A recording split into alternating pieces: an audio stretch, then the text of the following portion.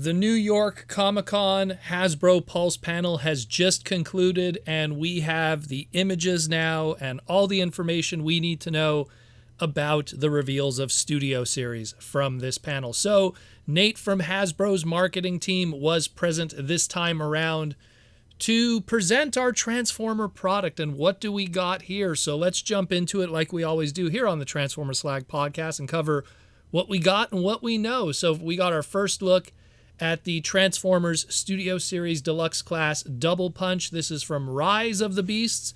Of course, this is no surprise to us what this is a repaint of. It is a repaint of the Studio Series Rise of the Beast Scorponok.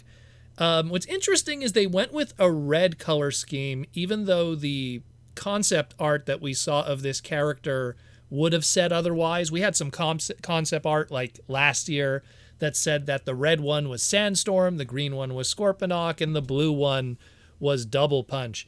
Well, I mean, Scorponok was purple anyways, so I guess they could kind of just do whatever, and there was red ones in the movie in the background. Either way, the point is that you have more Predacons to do army building for your Rise of the Beast baddies, and here's Double Punch. Maybe we'll get the Sandstorm at some point, and they'll do it in a different color scheme if they don't want to do something different from what we got from the Target exclusive. I don't know, but that's what we got. You know, to quote Nate, making sure every collection is complete. And that's what I love about that crew, is that they really want to make those micro collections complete, and every stone is turned. Next up we have, and here's something that we've been waiting for a while, the Transformers Studio Series Deluxe Class Hatchet from Dark of the Moon. Finally, we get to see this one. After being lost in limbo since 2022, we finally get to see one of the dreads, and it's brand new tooling, licensed vehicle. Very cool to finally get it. And again, it was like one of those characters that really was relegated only to his original toy all those years ago during Dark of the Moon. So it's nice to get an update of him. Next up is our Transformers Studio Series Gamer Edition Voyager Class War for Cybertron Skywarp. No surprise with this one. As we all predicted, it's going to be a straight up repaint of the Starscream that we got before. It's hard to tell if it has a brand new face sculpt on. It'd be nice if there's a different facial expression. It's hard to tell with these photos.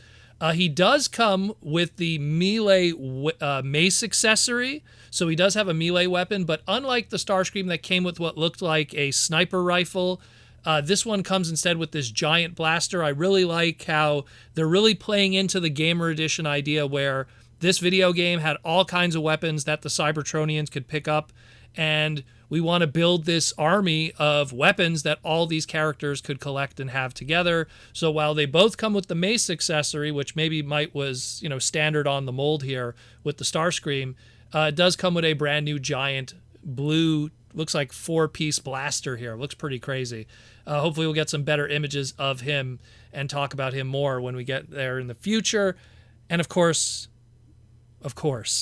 we got to wait for that Thundercracker, and what is he going to come with? Very, very cool. Then we got here, this one's kind of a disappointment.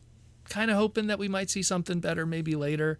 But I guess they really want to get that color scheme on here. Transformers Studio Series 86 Leader Class Galvatron. A straight up 100% repaint of his Leader Class Kingdom version. Pretty much just taking the Kingdom one that had those more deeper purples and now giving it the more animation accurate deeper blues that the 86 movie had.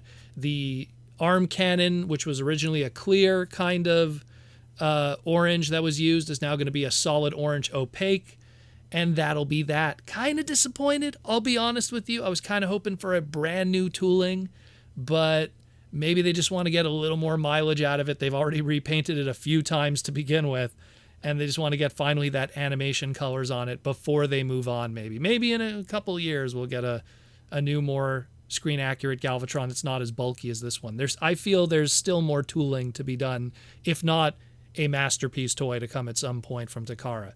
We shall see. And then of course they teased our Studio Series 86 Devastator. Mentioned again, like we talked before on the podcast, be sure to tune in on 10/27 on that Sunday next week, and they'll have a whole bunch of stuff to reveal with that. They said with the Devastator, they mentioned this much, that he will be sold in separate pieces, and they're going to try their best to make sure the distribution on him is going to be very good so that you won't have difficulty getting one limb or one piece. You know, they looked at what happened with the Stunticons, with Menasor, and specifically Breakdown, and how he was so distant from all the other pieces that it made it difficult to make a complete set. And I mean, that's kind of why the box set came to be. And yeah, so it is one of those things that they're going to try to make their best to make Devastator have a good distribution. Because, I mean, if there's one combiner that everyone's going to want, it's going to be the Constructicons and Big Devi. So it is what it is. Also, want to mention this. You know, they showed quickly the Star Wars Transformer collaboration with the Mandalorian N1, Starfighter. And, you know, we already talked about that, high quality images and everything on the podcast just a couple days ago. Go check that nice breakdown and the pre-orders and everything. And then, of course, they also covered quickly just the Naruto Shippuden 2-pack, which we also covered last week with the pre-orders. So go check that out if you want a deep breakdown with that. The only stuff that they didn't show, because there was some other items that were slated for that wave for 2025 from Studio Series. We didn't see the Deluxe Class Dark of the Moon Q. We didn't see the Deluxe Class Age of Extinction Concept Art Edition Widowmaker. We didn't see the Leader Class Age of Extinction Optimus Prime, whatever that one is. We didn't see the Leader Class Rise of the Beast Ape Link, which kind of a shame. I was hoping to see that one. We didn't see the Deluxe Class TF1 Starscream and the Mystery Bumblebee from Bumblebee movie that we don't know what that's supposed to be either.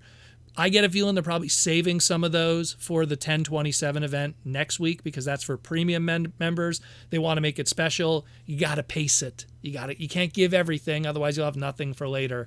So that's probably what they're doing with that, and that's why some of these were withheld. And there's some interesting stuff there that I hope to see, especially the Starscream, the Ape Link, even the Widowmaker sounds juicy. So we will see what happens with that. But that is it, more or less.